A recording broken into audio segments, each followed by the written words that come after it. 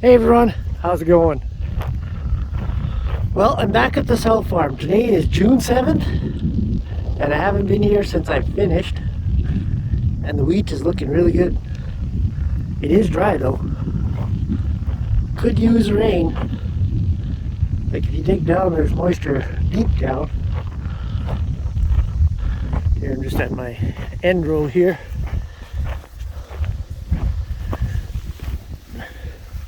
He's pretty dusty until you get to about 2 inches down, then you find a little bit of moisture. There's a little bit there to hold on, but it could use a rain. At home we got 3/4 of an inch, so it's really good there, but it looks like they didn't get any here. And there's some thunderstorms rolling through, but they dissipate as soon as they get here.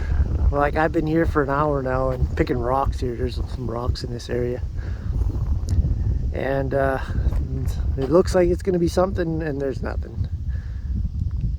You can hear the thunder, but yeah, the wheat's doing really well. This is CPS Penhold,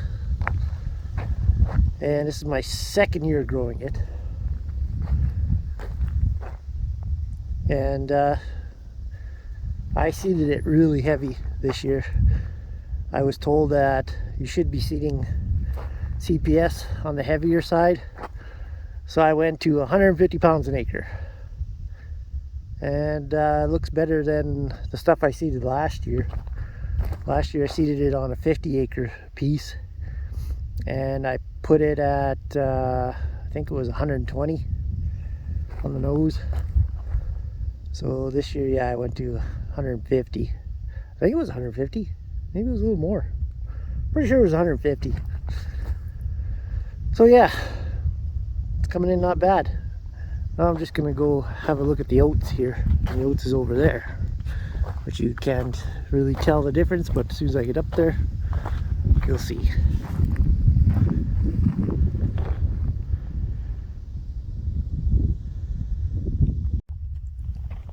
So another little thing I've been noticing here is on my drill, it was seeding pretty good here. No plugs, no misses. On my auto steer, you can see it was a little bit wavy. I kind of figured that out after. I didn't notice it here, but at home I noticed it. And I was talking to Straight Pipe, and he was telling me your angle per turn is off. Sure enough, it was too high, so I turned it down and straight as an arrow. Like it's straight, but it was just weaving a little bit. So it was a little bit of a drunk auto steer. But the other thing I was noticing, and you kind of can't really notice it here, but let's see.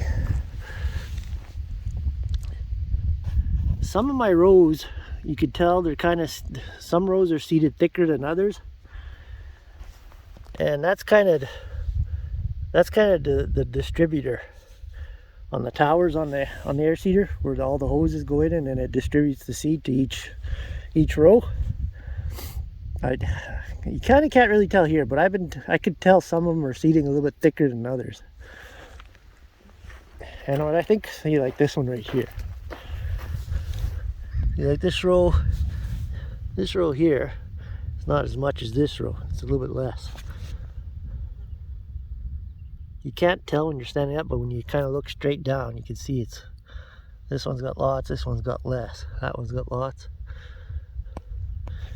So I think that's my distributors, that the inside part is getting, it's always got crap in it there, and if you don't screen your fertilizer perfectly, it plugs up.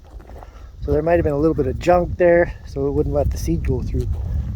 So I think I want to switch to these are cast distributors. Like they got a cast piece in it that goes in there like that. And then just, the rest of it is steel. like a rubber ring and then steel caps on the old John Deere towers. So I think I might upgrade to the newer ones, which I think they copied from FlexiCoil. So I'm not sure, but those are better. Anyway, let's go find the oats. Well, I found the oats. So you can tell right here, this side's wheat, this side's oats. I knew I made it straight with that, pretty straight from there. And I made it pretty even with this bush right here. So I seeded the oats at 130 pounds an acre. You can kind of tell it's kind of thinner than the wheat for sure.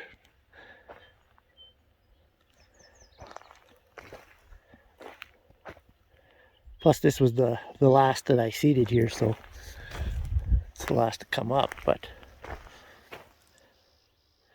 like I said, I haven't planted oats myself.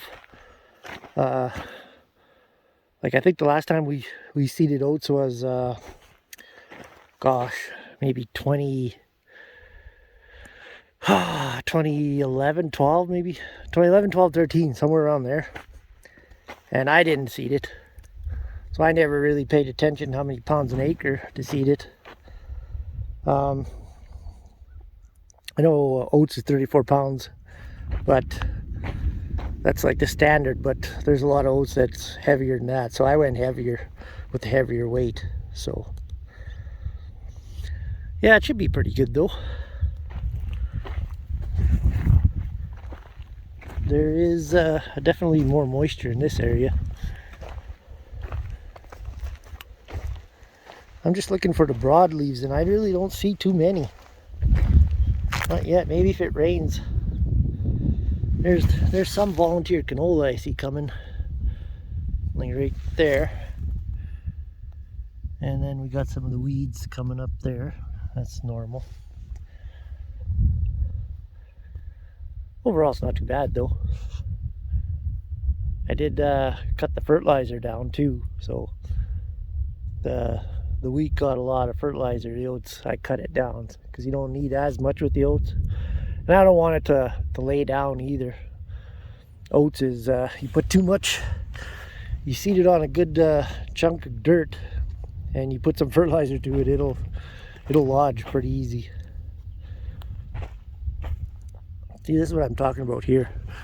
See, I got that row. It's kind of scraggly, it doesn't look like there's too many seeds in it. And then you got thick rows, lots of seeds in it. I think my distributors were plugging up a little bit. And it was that damn fertilizer. I knew some lumps were getting through. So, and they screened it at the elevator, but still. So I did not have my fertilizer screen. It's such a pain in the ass to put that on. Anyways, that's what happens. But I do want to switch to a different style of distributors, towers. Anyway, that's kind of what I came out here for, to see how it was and see how what kind of weeds I gotta spray for. And it looks like I pretty much just have to spray for broadleaves, which on this land, that's pretty much all you had to spray for. Really good for wild oats here. The only thing that likes to grow here is quackgrass. And that seems to be kind of under control here now too.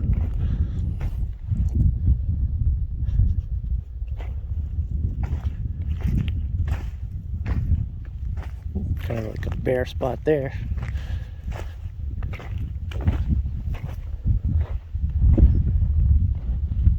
Yeah, I can really notice it on this oats here. 2 rows not seeding very well. And I always go out and do a check, but it'll still throw seed out, but it's hard to tell how much. I'd also like to get the blockage monitor. I forget what it's called, but you just have your iPad in the tractor and it senses every single run. I think that'd be pretty handy, because I hate missed rows and rows that aren't uniform. Anyway, yeah, that's the oats. not really looking too bad. And you see on the overlap there a little bit turning yellow. And that means it got double the fertilizer. So turned a little yellow there. So I was putting 50 pounds of phos in the seed row. And that's max I can put on a 7.5 inch spacing.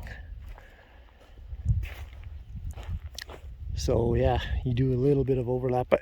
And I was trying to, if that auto steer was going a little straighter, it wouldn't do that. And I was still trying to get my width of the drill figured out for that auto steer, because that was a Trimble 500. That's the first time I've used it.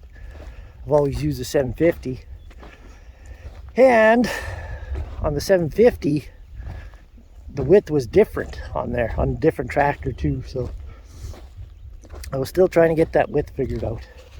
I didn't want to have a miss, but I didn't want to have too much of an overlap, which I kind of did a little bit. But it would have been better if it was going straighter, but I got that figured out at home, so never fear. Anyway, I'm gonna head back to the truck now, pick a few more rocks. So back in the truck now, just driving by.